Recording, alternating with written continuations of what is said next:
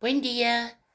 This is your Spanish review for Wednesday, the 1st of April. No fooling.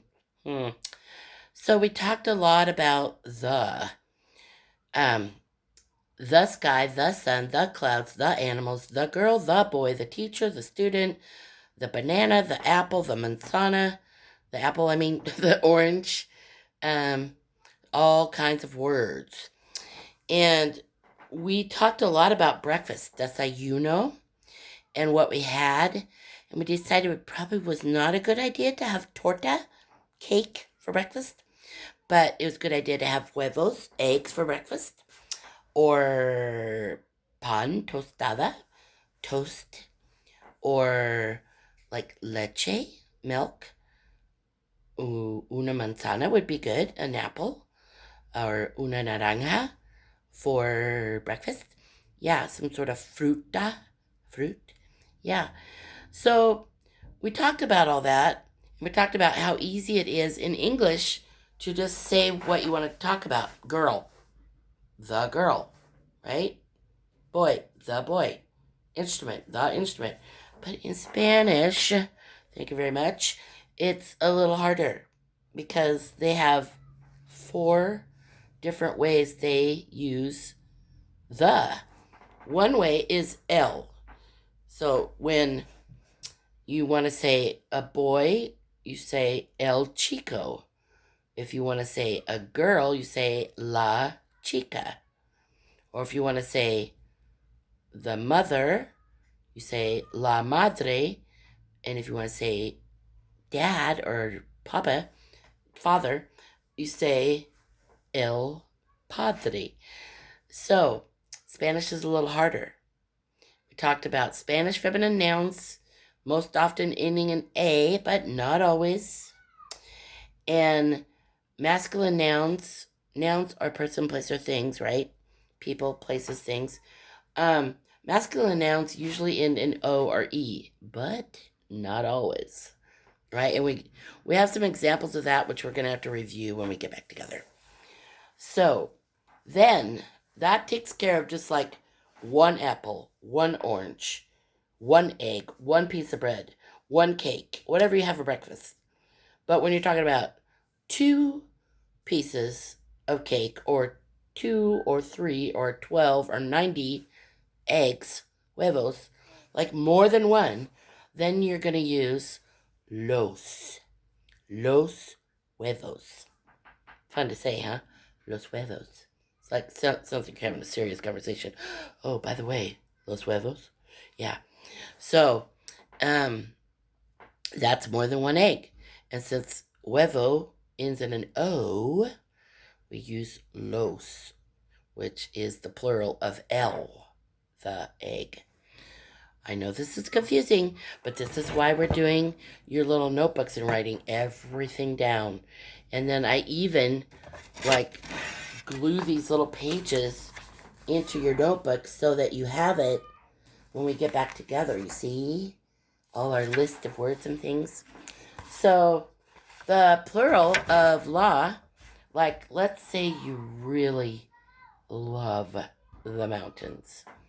So mountains is montañas. I heard my name. Montañas. So when you're talking about one mountain that you maybe like to hike or take your dog for a walk on, or your cat. Yeah, don't want to leave out cats. Sorry about that. Then you would say la montaña, the mountain.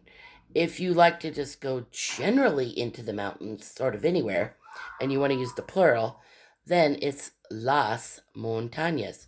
I heard my name again. Okay. Then we had a list of feminine sounding words and masculine. So that's in your notebook. I'll read them for you. Feminine, la manzana. Remember what that is? La nube. Remember what that is? La nieve. Remember what that is? Uh-huh. Those were feminine, girl things like apple, cloud, snow. Masculine, el sol, el cielo, El viento. Yeah, we talked a lot about el viento lately, huh? So notice they all started with el, the.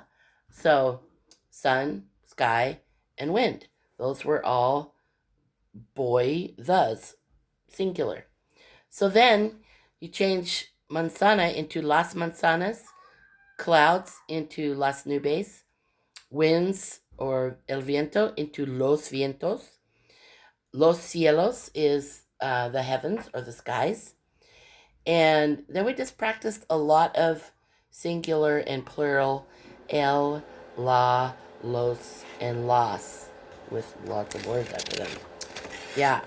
Um, we had a whole big list, so I will show you that, I guess.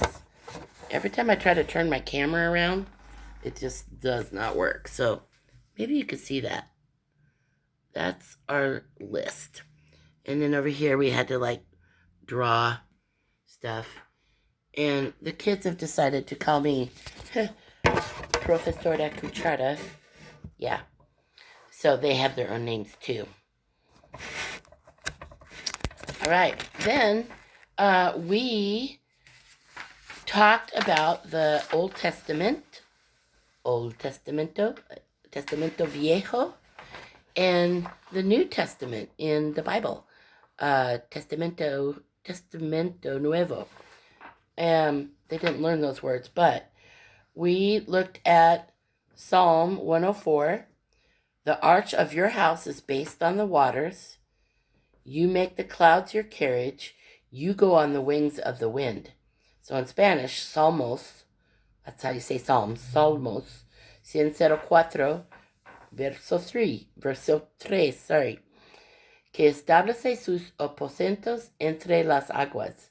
El que pone las nubes por su carroza, el que anda sobre las alas del viento. I feel like I have done this review video before.